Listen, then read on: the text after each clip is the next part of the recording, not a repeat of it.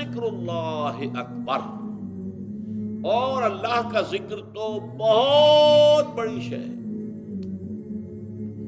اب یہاں غور کرنا ہوگا ذکر کسے کہتے ہیں۔ ہمارے ہاں ایک بہت بڑی غلطی کیا ہے، ذریعہ ذکر کو ہم نے ذکر سمجھ لیا ہے۔ زبان سے کہنا سبحان اللہ والحمد للہ ولا الہ الا اللہ واللہ اکبر، یہ ذریعہ ذکر ہے کہ زبان یہ الفاظ کہہ رہی ہو اور دل میں یہ کیفیت وارد ہو جائے۔ ذکر کے معنی کیا ہے؟ استحضار اللہ فی القلب۔ یہ میں نے مباحث جو ہے سورہ آل عمران کے آخری رکوع کے درس میں، کہ جو ہمارے اس منتخب نصاب کے دوسرے حصے کا دوسرا درس تھا، ذکر اور فکر۔ فکر کیا ہے؟ ذکر کیا ہے؟ ذکر ہے استحضار اللہ فی القلب، اللہ کو اپنے دل میں مستحضر کر لینا، موجود کر لینا۔ اور فکر کیا ہے؟ استحضار المعرفتین لحصول المعرفت الاخری، دو حقیقتوں کو جوڑنا تاکہ تیسری حقیقت برآمد ہو جائے۔ منطق کیا ہے؟ الف برابر ہے جیم کے، الف برابر ہے بے کے، بے برابر ہے جیم کے، لہذا الف برابر ہے جیم کے۔ یہ تیسری حقیقت سامنے آ گئی۔ دو پریمیسز کہلاتے ہیں صغرا کبرا، الف برابر ہے بے، بے برابر ہے جیم، یہ دو صغرا کبرا، نتیجہ کیا نکلا؟ الف برابر ہے جیم۔ یہ فکر ہے، گتھیاں سلجھانا، جوڑنا، حقائق کو جوڑ کر نتیجے نکالنا۔ آپ نے دیکھا ہے دھواں، کہہ دیا آگ لگی ہوئی ہے، بھائی آگ تو تم نے نہیں دیکھی۔ نہیں بھائی، میرا مشاہدہ یہ رہا ہے کہ دھواں وہی ہوتا ہے جہاں آگ ہوتی ہے۔ تو اگرچہ میں اب آگ تو نہیں دیکھ رہا، لیکن میری میموری میں، میرا کمپیوٹر جو ہے اس کی میموری میں یہ بات موجود ہے کہ دھواں وہی ہوتا ہے جہاں آگ ہوتی ہے، تو دھواں ہے تو آگ ہے۔ تو یہ منطق کی مختلف قسمیں ہیں۔ منطق کے ذریعے سے کسی حقیقت کو پہچاننا یہ فکر ہے، اور اللہ کو دل میں لے آنا اور اس کے ذریعے سے، روح کے ذریعے سے علم کا حصول، یہ ذکر ہے۔ اب اس ذکر کے ذرائع کیا ہیں؟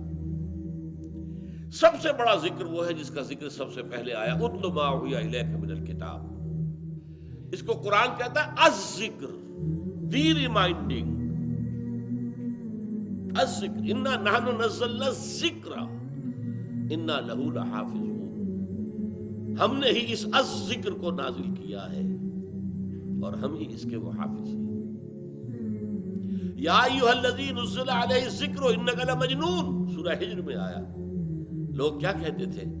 اے وہ شخص جس کا خیال ہے کہ اس پر الذکر نازل ہوا ہے، ہم تو تمہیں پاگل سمجھتے ہیں۔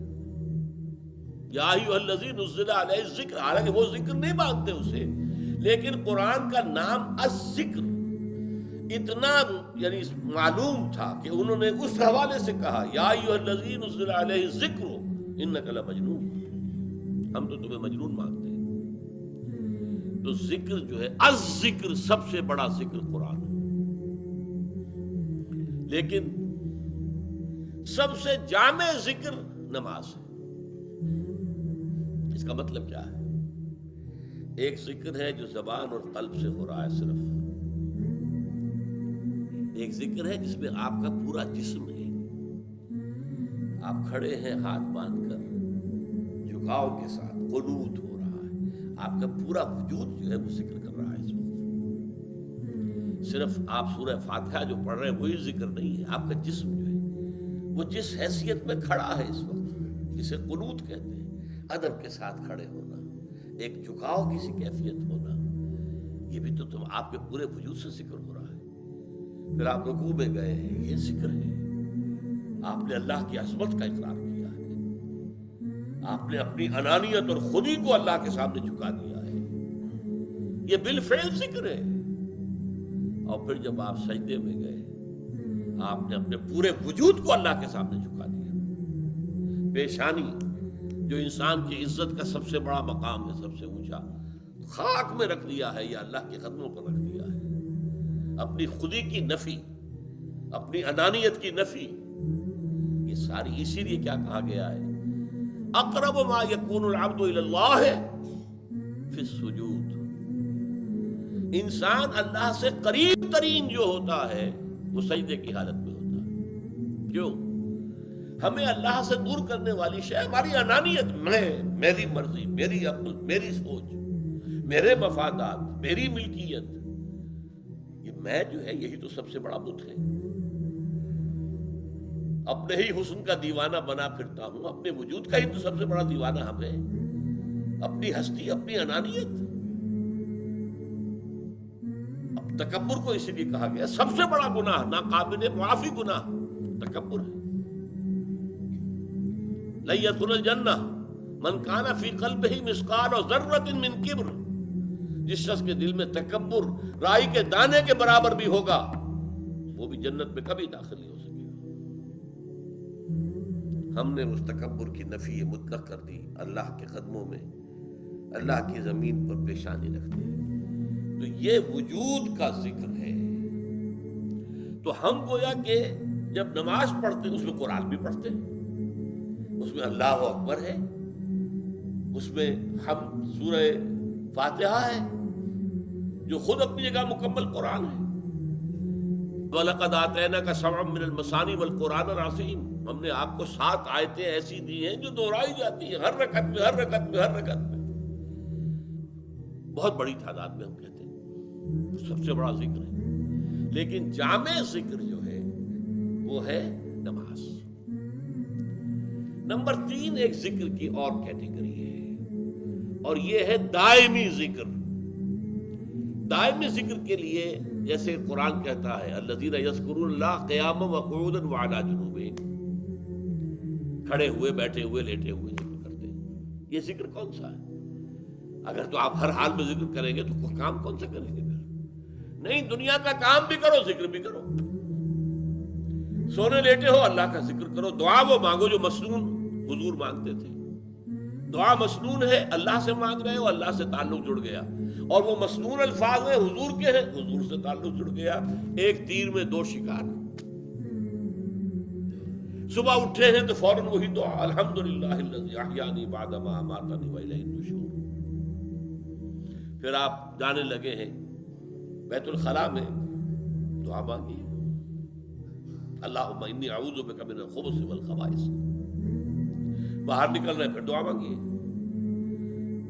الحمدللہ الذی اذھب عنی الاذی وعافانی، اللہ کا شکر ہے اذیت بخش چیزیں اس نے مجھ سے دور کر دی۔ یہی فضلات جو ہے، پیشاب بند ہو جائے تو آپ کی جان پر بن جائے گی، اگر آپ کو قضاء حاجت نہیں ہو رہی جان پر بن جائے گی۔ لیکن یہ الحمدللہ الذی اذھب عنی الاذی، یہ اذیت بخش چیزیں مجھ سے دور کر دی ہیں، مجھے عافیت بخشی ہے، اس کا شکر ہے۔ ہر کام کرتے ہوئے دنیا کا کوئی نہ کوئی مسنون دعا ہو۔ شیشہ دیکھیے، آئینہ، دعا ہے۔ کپڑے بدل رہے، دعا ہے۔ گھر سے نکلے ہیں، دعا ہے۔ بازار میں داخل ہو رہے، دعا ہے۔ بازار سے واپس آئے، دعا ہے۔ گھر میں پھر داخل ہوئے، دعا ہے۔ مسجد میں داخل ہوئے، دعا ہے۔ مسجد میں تو جو کچھ بھی وقت گزرے گا دعا ہی دعا ہے، پھر واپس نکلیں گے پھر دعا، کوئی کام نہیں، یہاں تک کہ اپنی اہلیہ کے ساتھ ہم بستری کریں تو دعا ہے۔ یہ ہے دوام ذکر کی جو مسنون ترین شکل ہے۔ 4تھی کیٹیگری ایک اور بھی ہے، اور وہ یہ ہے کہ کوئی جیسے کہ سائیکالوجسٹ ہوتے ہیں، وہ میرا تجزیہ کریں، میری سوچ میں کہاں کجی ہے جس کی وجہ سے میں کنٹراڈکشنز کا شکار ہو گیا ہوں، وہ اصلاح کریں میری سوچ کی۔ اسی طرح کوئی ماہر امراض قلب، ماہر امراض نفس، وہ دیکھے آپ میں اس میں مال کی محبت زیادہ ہے، لہذا وہ آپ کو ایسی آیات بتائے جن سے کہ مال کی محبت کم ہو۔